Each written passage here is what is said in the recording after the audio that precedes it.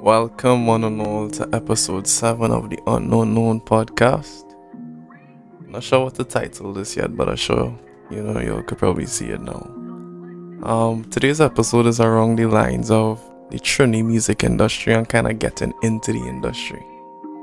Alright, this again is speaking off of experience and yada yada. So we're going to break this down into like two possible approaches. Like there's the DIY, the do-it-yourself approach, and then there's the link-up approach in my terms, right?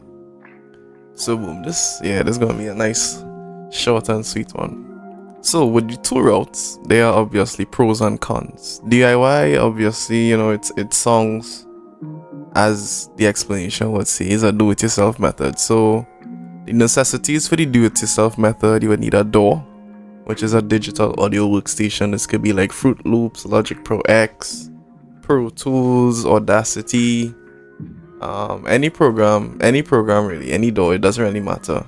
You'd need an audio interface, a microphone, headphones, laptop, and some speakers, right?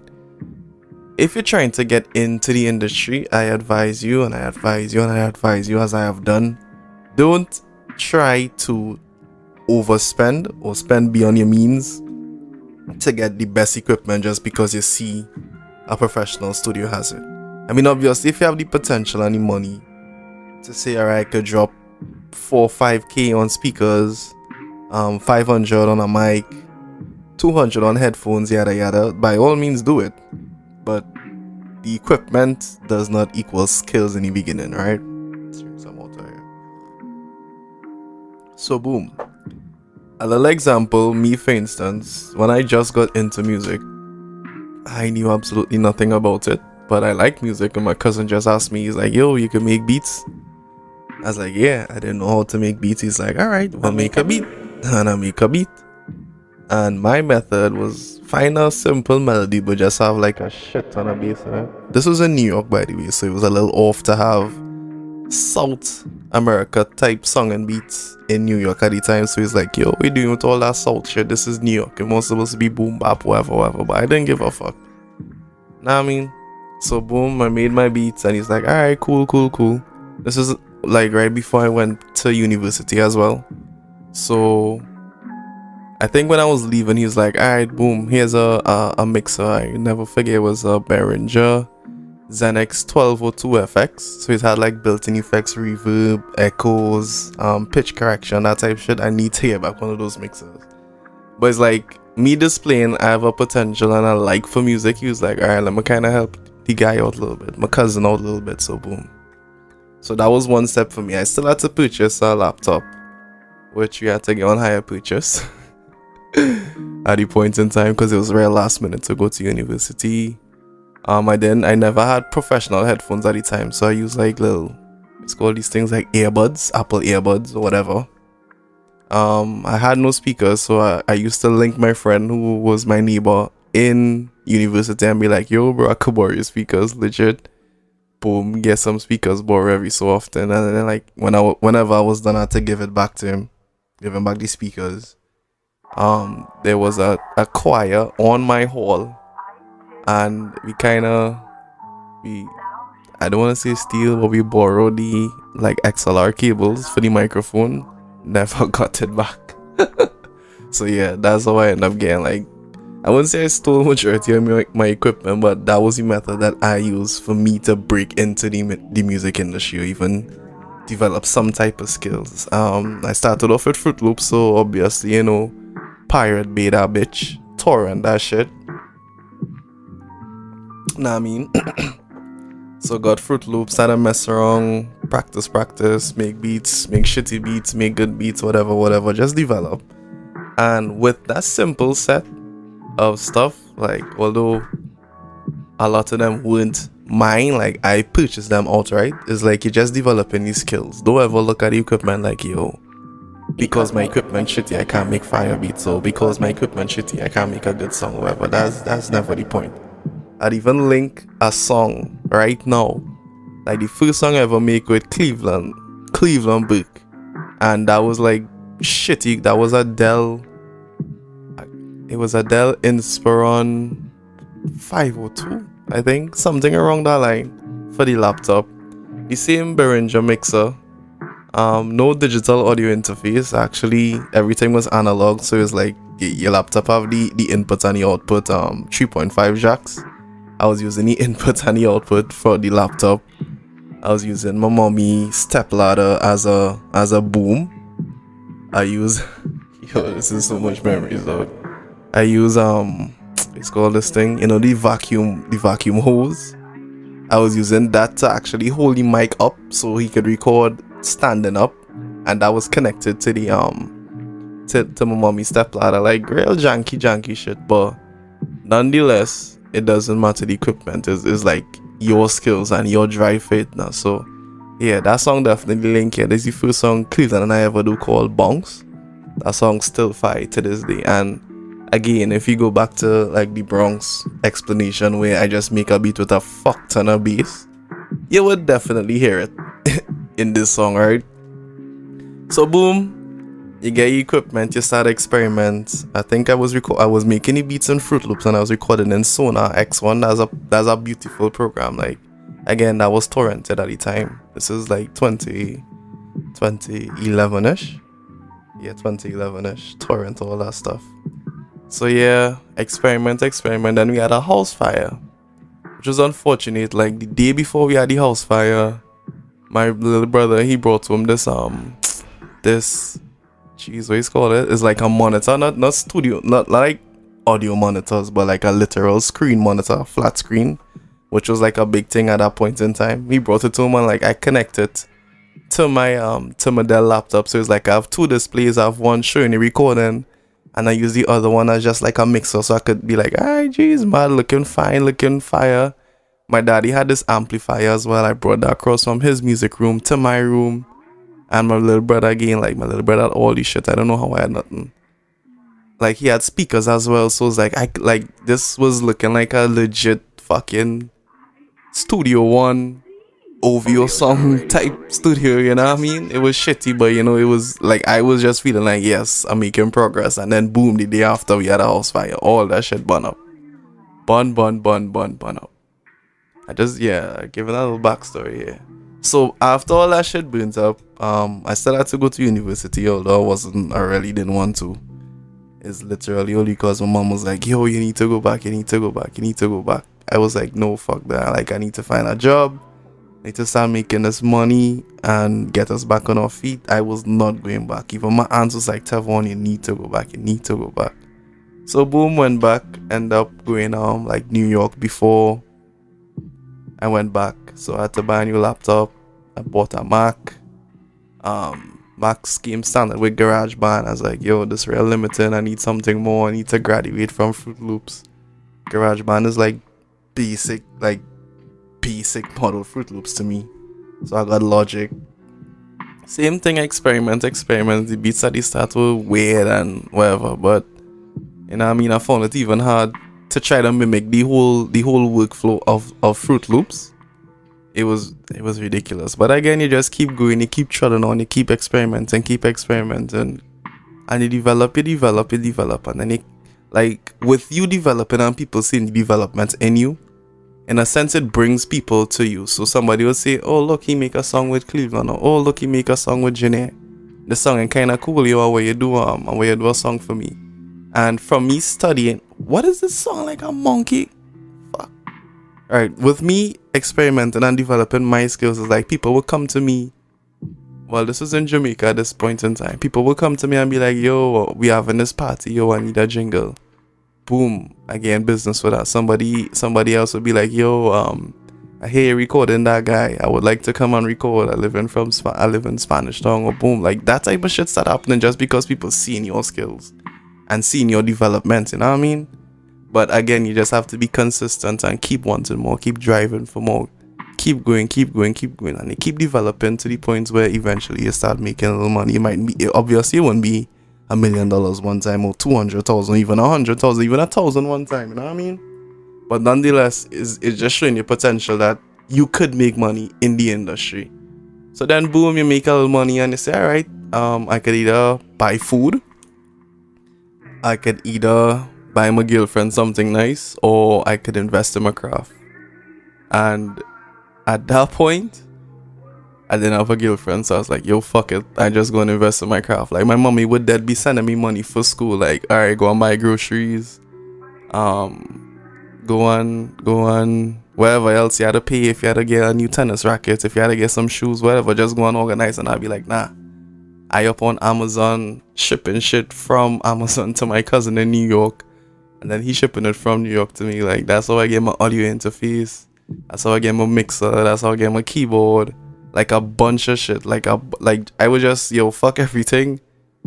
And then it reached a point where it's like I was spending so much investing in music that I literally had to get a job. So I ended up getting a job on campus, and that was kind of more dealing with like food day to day, that type shit. It's like you had to drive it. You need it that much now, boy. So boom. Few years down the line, you can't even when I graduated from Jamaica, I came, but I bought speakers. No professional speakers, like little desktop speakers, but them shits was bagging. Was like a sub, a 2.1 system. It was a Clip Extreme KS 390. Like not even legit studio monitors, but like we made amazing songs off of that shit. You know what I mean? I never had professional headphones. I had Clip Extreme headphones as well. These like ridiculously cheap, but it's more just to hear, for the person to hear themselves when you record, and don't think you need to get like $1,000 headphones, because it's like, yo, why would you need $1,000 headphones if you're just starting up, or if you're still developing? You know what I mean? So boom, develop, and then today, like my setup, I would call it an ideal setup. I'm making enough money to afford some KRKs. I wanted a Behringer mixer, but my cousin ended up getting my Harbinger. Nonetheless, it does the same fucking thing. So boom, a new audio interface, still the same Mac from time. A bunch of acoustic foam, a mic stand, 2 mics. You know what I mean? And it just developed to the point where you're able to purchase more, and with the skills that you had from the mad shit equipment, bro, your skills just transfer, but I know you could just get better and develop your, like, consistently and continue to develop your skills. You know what I mean? So yeah, that's a little backstory. So back now to my paper, because I went off on a serious tangent there. So that's the DIY method. You get all your stuff. The pros of that, you control everything. So if you want to make a song today, you could just get up. You could go to your bedroom or your room or your closet, wherever you make a song. It could be a possible business venture. You know what I mean? Eventually people will link you and be like, yo dog, your mix is songing real good, or your ad songing real good. I needed to do an ad for me, or you do a song for me. Or KFC need an ad, they needed to be recorded in a professional studio, and like, I like your shit, so let me record by you. You know what I mean? You're learning a new skill, which is never wrong. You can never go wrong with learning. And it provides you with an enormous amount of opportunities. Like, from me just doing music in my bedroom with Cleveland at that point in time, is like, social media again. I was posting it on social media, like random people from New York would link me and be like, yo bro, send me some beats. People from Atlanta would be like, yo, you sell your beats online. I'd be like, yo, that sound like a good thing. Put up beats online. People start to buy your beats online. Other artists, you're like, yo dog, we need to do a collab. You and all could reach out and be like, yo, I like how your song might mesh good with my beats and my artists. Boom, you start to do collabs, international recognition. Shit possible, you know what I mean? Next thing you know, you're working with Drake. Boom. Alright. The cons of the DIY method though, again, as I explained, is a bit costly. It's not something you could just, unless, you know, your mommy and your daddy balling, or you just out here hustling, mad, whatever, to just jump out and be like, yo, I need $5,000 on speakers, a $10,000 laptop, $500 microphone, $200 head, you know what I mean? Yeah. It takes time to grow, because everything is on your pace. Especially if you have the ability to just have everything there by the wayside, or you just have it there and it's like you think, okay, yes, I have everything, I in control. Like at times with me, I would have everything, and people, like, I know people would be like, yo, I just wish I had a fucking MacBook, or I wish I had one microphone, and like my career would be way beyond where it is right now. And I'd be thinking, yo, I have all this shit, and at times I just chilling. You know what I mean? Take your time, like whatever. And then there's also the possibility of being wrong and strong with your equipment. This might sound a little bit weird because it's your shit, but with you having everything, sometimes you get a little blindsided. I don't think this ever happened to me, but you get a little blindsided where you think, all right, because I have everything here, that anything I say goes. So if somebody was to come to record by you and you'd be like, nah, dog, fuck that, try this my way or whatever, which isn't cool. All right. Never be wrong and strong in any industry. Like, you can learn from everybody. Nobody knows everything. And then there's the link method, right? The necessities for this one are real simple. It's like, I am a rapper. I don't have a microphone. I don't have I'm a singer. Don't have microphone. Don't have speakers. I don't know how to mix and master. I don't know anything about that. But I have friends or I know people who could do it. So with the link method, it's simple. It's like I could just link anybody randomly and be like, yo, I'm a rapper from Trinidad, Diego Martin, or I'm a rapper from Senegal, Dakar. I'm a rapper or I'm a dancehall artist from Jamaica, Kingston, whatever. And your beats mad fire. I like how you're mixing and mastering song. I'd like to work with you. The potential with that is limitless. Like, somebody could be like, alright, but I'll give him a chance. I'll give her a chance. And he could record a few songs, and then if it's a good producer or a good mix engineer, they'll be like, oh no, you could try this way, try to sing it that way, whatever, and boom. Your career could potentially take off, you know what I mean?